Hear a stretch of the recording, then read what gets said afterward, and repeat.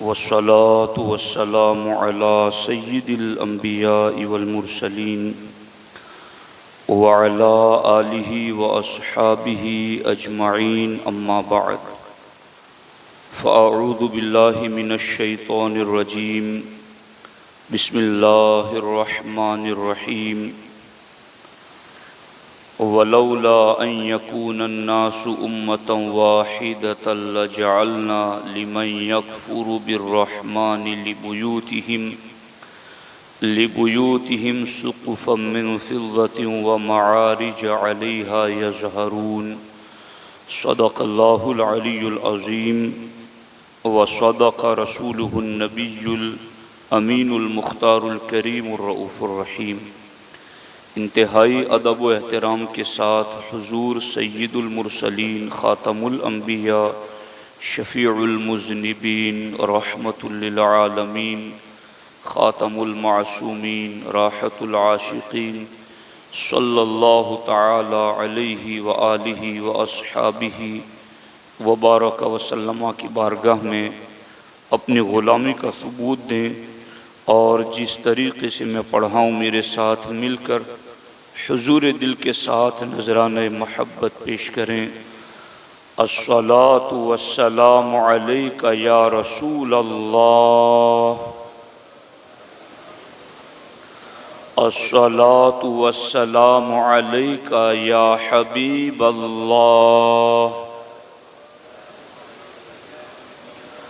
الصلاۃ والسلام علیک یا نبی اللہ، وعلی آلک واصحابک یا نور اللہ، صلی اللہ تعالی علیہ وسلم۔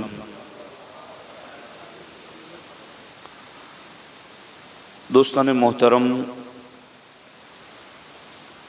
اہل اسلام اہل ایمان کے سامنے یہ دور بڑا آزمائشوں بھرا دور ہے۔ شکوک و شبہات اور نفاق و شقاق اور ایمان کو کمزور کر دینے والی باتیں بڑی تیزی سے پھیل رہی ہیں، اور اس میں لوگ لا علمی اور جہالت کی وجہ سے اپنے عقیدے کو اور اپنے دین اور ایمان کے حوالے سے وہ کمزور ثابت نظر آتے ہیں۔ ایک بات یہ ہوتی ہے کہ اسلام سچا دین ہے اور مسلمانوں کا رب ساری چیزوں کا مالک ہے، تو پھر یہ مال دولت غلبہ طاقت و قوت یہ اسلام کے مخالفین کے پاس کیوں زیادہ ہے؟ مسلمانوں کے پاس مال دولت زیادہ ہو اور طاقت و قوت ان کے پاس زیادہ ہو، یہ ایک عام جنرلی اس وقت شک شبہ پھیل رہا ہے اور پھیلایا جا رہا ہے۔ قرآن و سنت کی روشنی میں اس کے حوالے سے میں دو تین باتیں آپ کے سامنے رکھنا چاہتا ہوں۔ دوستان محترم، اللہ رب العزت نے تو قرآن مجید کی سورۃ الزخرف میں ارشاد فرمایا، لولا ان یکون الناس امۃ واحدۃ، اللہ تبارک و تعالی ارشاد فرماتا ہے اگر یہ نہ ہوتا کہ سب لوگ ایک دین پر ہو جائیں گے تو ہم ضرور رحمان کے منکروں کے لیے چاندی کی چھتیں اور سیڑھیاں بناتے جن پر وہ چڑھتے ہیں۔ یعنی ایمان والوں کے بارے میں اگر یہ بات نہ ہوتی کہ ایمان والے کافروں کو دیکھیں گے کہ ان کے پاس مال اتنا زیادہ ہے، تو ان کے مال کا زیادہ ہونا ان کے کفر کے حق ہونے کی دلیل ہے، اگر ایسا لوگ نہ سمجھنے والے ہوتے تو ہم کافروں کو اتنا مال دے دیتے کہ ان کی سیڑھیاں اور ان کے گھروں کی چھتیں بھی سونے چاندی کی ہو جاتی، کیونکہ اس چیز کی اللہ کی بارگاہ میں کوئی ویلیو نہیں ہے۔ دنیا تو اللہ کی بارگاہ میں مچھر کے پر سے بھی زیادہ حقیر اور ذلیل ہے۔ مردار بکری کے پاس سے اللہ کے رسول علیہ السلام اپنے صحابہ کے ساتھ گزرے تو سرکار دو عالم صلی اللہ علیہ وآلہ وسلم نے فرمایا کہ یہ مردہ بکری کا بچہ اس کے مالک کے نزدیک کیا حیثیت رکھتا ہوگا؟ صحابہ نے عرض کیا حضور اس کی کیا حیثیت اور ویلیو، یہ مرا ہوا تھا اسی لیے اس کو باہر پھینک دیا۔ سرکار فرماتے ہیں یہ دنیا اللہ کی بارگاہ میں اس سے بھی زیادہ حقیر ہے۔ یعنی یہ دنیا اگر کسی کو مل جائے تو اس دنیا کا مال، دنیا کا زیب و زینت، دنیا کی طاقت، دنیا کی حکومت اور دنیا کا غلبہ اگر کسی کے پاس ہو جائے تو اللہ رب العزت ارشاد فرماتا ہے کہ یہ ان کے سچے اور حق ہونے کی دلیل نہیں ہے۔ اگر تمہارا ان کو دیکھ کر بے ایمان ہو جانے کا خطرہ نہ ہوتا تو ہم اتنا زیادہ انہیں دے دیتے کہ یہ سونا چاندی پہنتے نہیں بلکہ ان کی چھتیں بھی سونے چاندی کی ہوتی، ان کی سیڑھیاں بھی سونے چاندی کی ہوتی۔ چونکہ ہماری بارگاہ کے اندر اس کی کوئی ویلیو نہیں ہے کہ یہ بس ایمان والوں کو ملے اور کافروں کو نہ ملے، بلکہ یہاں تو حالت یہ ہے کہ مال دولت میں مسلمان کم اور کمزور ہیں۔ اس کی ایک حکمت ہمارے علماء نے قرآن کی تفاسیر میں یہ بھی لکھی کہ ایک سوال یہ ہوا کہ اللہ تعالیٰ جب ساری نعمتوں کا خود مالک ہیں تو ساری نعمتیں صرف مسلمانوں ہی کو عطا کرتا تاکہ لوگ اس کو دیکھ کر کے مسلمان ہو جاتے۔ جیسے ہی وہ اسلام میں آتا اس کے پاس گاڑیاں بھی آ جاتی، بنگلے بھی آ جاتے، طاقت و قوت بھی آ جاتی، بیوی بچے بھی آ جاتے۔ وہ جیسے ہی اسلام قبول کرتا ساری نعمتیں اس کو مل جاتی۔ تو اس کا جواب یہ دیا گیا کہ ایسی صورت میں لوگ دنیا طلب کرنے کے لیے اسلام قبول کرتے۔ اگر ایسا ہوتا تو لوگ دنیا طلب کرنے کے لیے اسلام قبول کرتے، اور ایسا ایمان منافقین کا ہوتا ہے۔ اس لیے حکمت کا تقاضا یہ تھا کہ مسلمانوں کے اوپر دنیا تنگ کر دی جائے، یہاں تک کہ جو بھی اسلام کو قبول کرے وہ صرف اس کی حقانیت کی وجہ سے قبول کرے، دنیا کی وجہ سے قبول نہ کریں بلکہ اس کے حق ہونے کی وجہ سے قبول کریں۔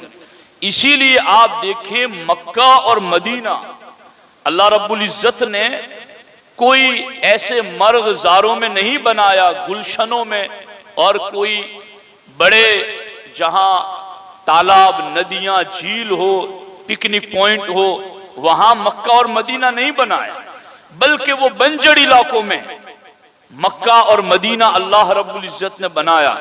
تو اس کی بھی ایک حکمت یہی بیان کی گئی کہ ایسی سرزمین پر ایسی پاک جگہیں اس لیے رکھی گئی ہیں کہ یہاں کوئی آئے تو گھومنے اور سیر سپاٹے کی نیت سے نہ آئے، یہاں آئے تو صرف اللہ اور رسول کی رضا کے لیے آئے۔ اسی طریقے سے آپ دیکھیں کہ ہمارے آقا حضور علیہ الصلوۃ والسلام نے فقر کو اختیار فرمایا، اختیاری فقر ہے آپ کا۔ تو اس کے بارے میں بھی کئی حکمتیں ہیں۔ اس میں ایک حکمت یہ ہے کہ اگر اللہ کے رسول علیہ السلام مالداروں کی سی زندگی گزارتے تو پھر لوگ مال دنیا کی وجہ سے آپ کی پیروی کرتے، کہ چونکہ یہ مالدار تھے اب ان کی پیروی کریں گے تو مالدار بن جائیں گے، تو پھر پیروی بھی ہوتی مگر وہ مال کی وجہ سے ہوتی، اصل دنیا ہی آگے آ جاتی۔ تو اللہ رب العزت نے یہ چاہا کہ محبوب کی زندگی بھی فقر والی گزرے، تاکہ محبوب کو جو مانے سیرت اپنائے وہ صرف اللہ کی رضا کے لیے۔ تو اللہ کی یہ مرضی ہے، اللہ کی یہ مشیت ہے، باقی وہ ہر چیز کا مالک ہے، جسے چاہے عطا کر دے۔ تو آپ دیکھیں ان ساری حکمتوں کی وجہ سے اللہ رب العزت نے اپنے محبوب کی زندگی کو نہ ایسے گزارا کہ جو مالداروں کی سی ہو، اور نہ مکہ اور مدینہ کو ایسی سرزمینوں پر آباد کیا کہ جو پکنک پوائنٹ ہو اور لوگ گھومنے کی نیت سے جاتے ہو۔ تو اس طریقے سے آپ اسلام کو دیکھیں گے تو آپ کو پتا چلے گا اسلام اخلاص والی چیز ہے، کہ یہاں اگر مال دولت رکھا جاتا کہ مسلمان ہو تو مالدار ہو جائے، حضور کا کلمہ پڑھے، سیرت اپنائے تو مالدار ہو جائے، تو پھر مال ہی آگے رہتا، دین نہ رہتا، اللہ رسول کی رضا نہ رہتی، صرف مال ہی کی طلب اور ہوس رہ جاتی۔ تو چونکہ یہ سچا پکا دین ہے، اس لیے اس دین کو ماننے کا اصول بھی رب نے اخلاص پر رکھا ہے۔ اب اس سلسلے کے اندر میں نے گزشتہ جمعہ کو جو ہرقل شاہ روم کا بادشاہ، جو تورات اور انجیل کا ماہر عالم تھا اور عیسائی مذہب کا بھی پکا جانکار تھا، اس نے جب حضرت ابو سفیان رضی اللہ تعالیٰ عنہ سے سوالات کیے تھے تو اس میں اس نے ایک سوال یہ بھی کیا تھا، وَمَن يَتَّبِعُهُ، کہ جنہوں نے مکے میں نبوت کا دعویٰ کیا ہے مدینے میں، تو ان کی پیروی کون لوگ کرتے ہیں؟ اشراف الناس ام ضعفاؤہم، کیا قوم کے سردار لوگ پیروی کرتے ہیں یا کمزور لوگ پیروی کرتے ہیں؟ تو اس وقت ابو سفیان نے کہا تھا بل ضعفاؤہم، بلکہ قوم کا کمزور طبقہ بڑی تعداد میں ان کی پیروی کر رہا ہے۔ پھر اس نے دوسرا سوال یہ کیا تھا کہ هل يرتد احد منكم عن دينه بعد ان يدخل فيه سخطة له، کیا جو ان کا دین کمزور طبقہ قبول کر رہا ہے تو ان کے دین میں آنے کے بعد اس دین کی سختی یا اس دین پر رہتے ہوئے لوگوں کی سختیاں جھیلنے کی وجہ سے وہ دین چھوڑ دیتے ہیں؟ سوال سمجھو کہ کیا جنہوں نے نبوت کا دعویٰ کیا ہے ان کا کلمہ زیادہ تر لوگ کمزور لوگ پڑھتے ہیں، ان کا مذہب زیادہ کمزور لوگ قبول کرتے ہیں، تو کیا ان کے دین میں آنے کے بعد سختیاں دیکھ کر کہ اس دین میں آنے کے بعد تو لوگ بہت ظلم کرتے ہیں اور اس دین میں آنے کے بعد عمل کرنے میں بھی جسمانی تکلیفیں ہوتی ہیں، تو کیا ان تکلیفوں کی وجہ سے کوئی ان کے دین میں آ کر کے واپس پلٹ جاتا ہے؟ یہ ہرقل نے پوچھا تو انہوں نے کہا قلت لا، میں نے کہا ایسا ہرگز نہیں ہوتا کہ کوئی ان کے دین میں آئے اور پھر کسی قوم کے ظلم کی وجہ سے دین چھوڑ جائے یا ان کے دین پر عمل کرنے میں کچھ جسمانی مشقت ہو تو اس وجہ سے وہ دین چھوڑ جائے، ایسا نہیں ہوتا ہے۔ تو ہرقل جس نے آسمانی کتابیں پڑھی ہوئی تھی، تورات و انجیل کا عالم تھا، اس نے کہا کہ میں نے تم سے پوچھا کہ کیا ان کے دین میں داخل ہونے کے بعد سختیوں کی وجہ سے، ظلم کو سہنے کی وجہ سے کوئی واپس پلٹ جاتا ہے؟ فَزَعَمْتَ اللہ، تو تم نے کہا ایسا تو نہیں ہوتا۔ وَكَذَلِكَ الْإِيمَانِ، ہرقل کہتا ہے ایمان والے ایسے ہی ہوتے ہیں۔ اگر بات سمجھ میں آ رہی ہے تو کچھ سمجھنے والا انداز رکھو۔ وَكَذَلِكَ الْإِيمَانِ، وہ اس وقت ہرقل کفر میں ہے، مگر چونکہ اس نے حضور کی آخری امت کا ذکر آسمانی کتابوں میں پڑھا تھا تو اس نے کہا کہ کیا ان کے دین میں آنے کے بعد ظلم اور سختیوں کو جھیل کر کے کوئی واپس پلٹ جاتا ہے؟ تو کہا کہ نہیں، ایسا نہیں ہوتا۔ تو اب وہ آسمانی کتابوں کا پڑھا ہوا شخص بول پڑا وَكَذَلِكَ الْإِيمَانِ اِذَا خَالَتَ بَشَاسَتُهُ الْقُلُوبُ، ایمان ایسے ہی ہوتا ہے کہ جب دل میں رچ بس جاتا ہے تو ہر ظلم اور تکلیف گوارا کرتا ہے مگر ایمان کو نہیں چھوڑتا ہے۔ تو اس سے کیا پتا چلا؟ ہونا تو اس وقت تو سید المعصومین خود سامنے موجود تھی۔ اگر مال دولت پر اسلام کا انحصار ہوتا تو جو اسلام میں آتے ہی مالدار ہو جاتا، مگر سرکار دو عالم صلی اللہ علیہ وآلہ وسلم نے تو ایمان قبول کرنے والوں کو ایمان قبول کرتے ہی آزمائشوں کی خبر دی تھی کہ تم میرے دین میں آ رہے ہو تو اپنے آپ کو آزمائش کے لیے تیار کر لو۔ سرکار نے ایک صحابی سے ارشاد فرمایا، ایک صحابی نے حضور سے کہا تو حضور مجھے آپ سے محبت ہے۔ 3 بار سرکار نے پوچھا کیا کہہ رہے ہو؟ انظر ماذا تقول، سوچ لو کیا کہہ رہے ہو۔ 3 مرتبہ انہوں نے کہا حضور مجھے آپ سے محبت ہے۔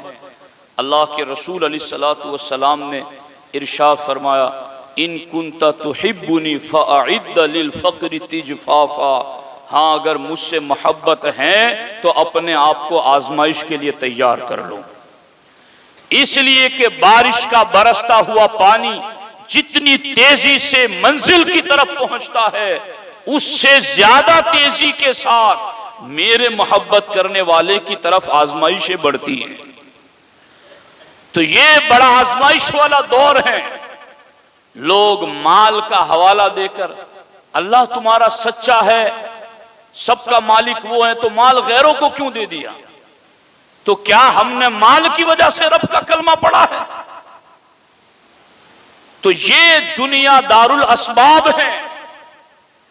اللہ رب العزت نے اس دین میں سسٹم اور نظام ایسا رکھا ہے کہ نہ اپنے نبی کو بادشاہوں والی زندگی گزارنے دی، نہ اللہ نے مکہ مدینہ کو کسی پکنک پوائنٹ پر آباد کیا، نہ اللہ رب العزت نے ایمان قبول کرنے والوں کو یہ کہا ہو دین میں آ جاؤ مالدار ہو جاؤ گے، بلکہ ہر جگہ یہی رکھا گیا دین میں آؤ گے آزمائش آئے گی، دین میں آؤ گے امتحان تمہارا ہوگا، تاکہ جو بھی اسلام قبول کرے کسی مال دنیا کے لالچ میں نہیں، صرف اللہ کی رضا کے لیے قبول کریں۔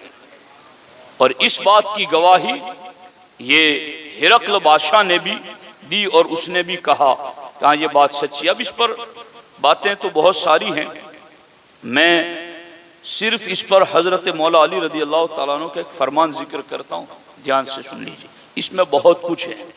حضرت مولا پاک رضی اللہ تعالیٰ عنہ نے ارشاد فرمایا دنیا نہ ملنے پر غم نہ کرو، کیونکہ دنیا کی خاص چیزیں 6 ہیں۔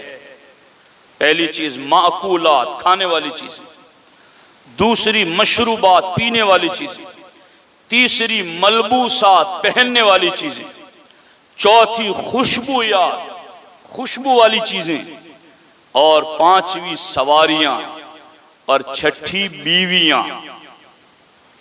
مولا علی فرماتے دنیا نہ ملنے پر غم نہ کرو، دنیا کی خاص چیزیں یہی 6 ہیں۔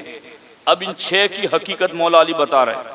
مولا علی رضی اللہ تعالیٰ عنہ فرماتے ہیں پہلی چیز دنیا کی تھی معقولات، کھائی جانے والی چیزیں، تو فرماتے ہیں سب سے خوش ذائقہ طعام شہد ہے،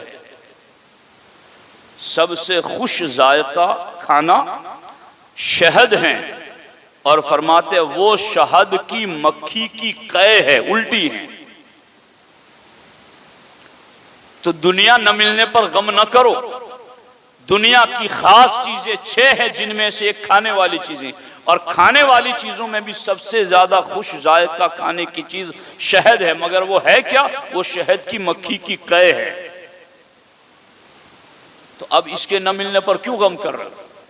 مولا علی رضی اللہ تعالیٰ عنہ فرماتے ہیں اور دوسری چیز ہے پینے والی چیزیں، فرماتے ہو اور انسان سب سے زیادہ پانی پیتا ہے، اور اس میں انسان اور حیوان یعنی جانور دونوں برابر ہیں، وہ بھی پانی پیتا ہے، تم بھی پانی پیتے ہو۔ تیسری چیز مولا علی رضی اللہ تعالیٰ عنہ فرماتے ہیں ملبوسات، اور پہننے والی چیزیں، اس میں سب سے افضل ریشم ہے، اور وہ ریشم کے کیڑے کی تھوک سے بنتا ہے۔ اور خوشبویات، چوتھی چیز، سب سے عمدہ خوشبو مشک ہیں، اور وہ ہرن کا نافع جمع ہوا خون ہے۔ اور فرماتے بیویوں سے لذت جماع میں ہے، ہم بستری میں ہیں۔ اور مولا علی رضی اللہ تعالیٰ عنہ نے کیا بات کی، جو ہے وہ میں پڑھ کے سنا رہا ہوں۔ وہ فرماتے وہ المبال فی المبال ہے، یعنی ایک پیشاب کی جگہ کو دوسری پیشاب کی جگہ میں داخل کرنا۔ اب یہ ہیں 6 چیزیں اور ان کی حقیقتیں، تو اس کے نہ ملنے پر غم کیوں کر رہے ہو؟ اور یہ کسی کو مل گئی ہے تو رشک کیوں کر رہے ہو؟ اپنے آپ پر ان چیزوں کی حقیقتیں مولا علی نے ہماری نگاہوں کے سامنے کھول دی ہیں۔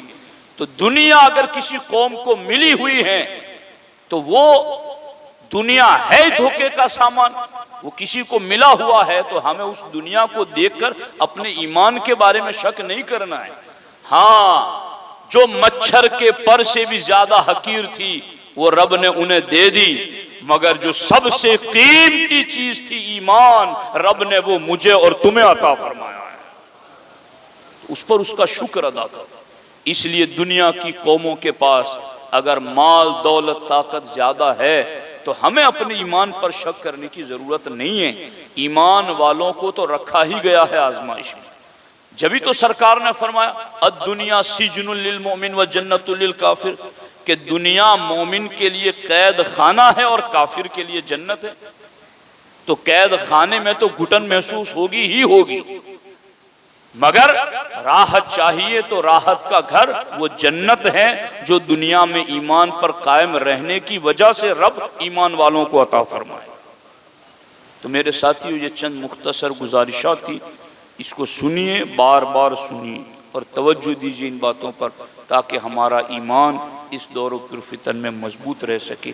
اللہ کریم میرے آپ کے سب کے ایمان کی حفاظت فرمائے۔ السلام علیکم۔